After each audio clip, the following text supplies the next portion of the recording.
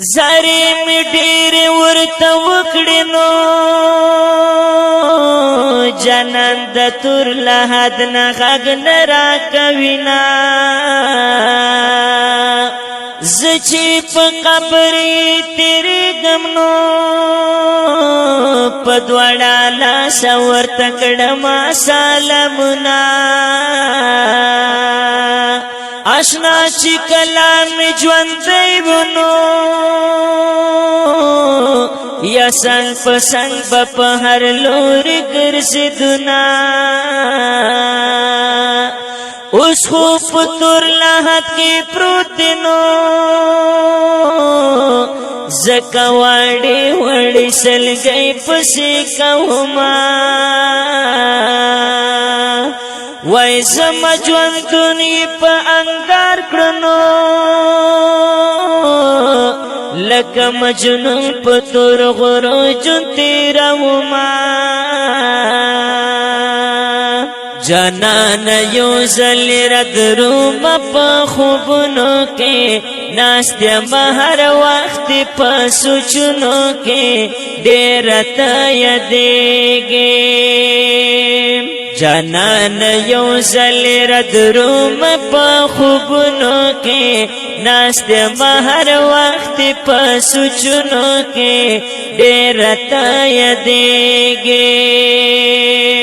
وای د دې دنیا ژوندون پنی دی نو مرګ ځواني ته صبر نه کوي مینا مرګ خو لور په لور ګرځېږي نو تن کې ځوانان د تور لحد په لورې وړينا ګریوان می بیا په اوښکو لوند شو نو چېرې په یاد مې وای د څنګ ملګری شینا وای زما نه کله بهر نشي نو او دا غیرت خبرې خلکو ته کومه وای چې په ځوانۍ کې مرګ راشي نو هر سړی دا دیدن ارمان کوينه جانان یو ځل ردرومه په خوبونو کې ناست یم هر وخت په سوچونو کې ډېره ته یادېږې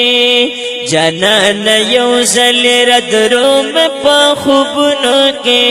ناست یم هر وخت په سوچونو کې ډېره ته یادېږې وای لاس په دعا خو درته ناست یم وای اوس په مازار تورې جنډې بدرا په وینا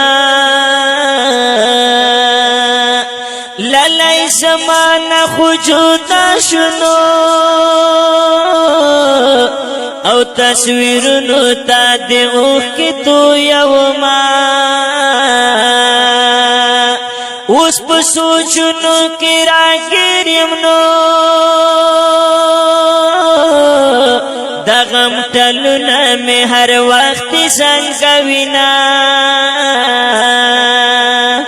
وای د غم نه ډک شعرونه لیکنو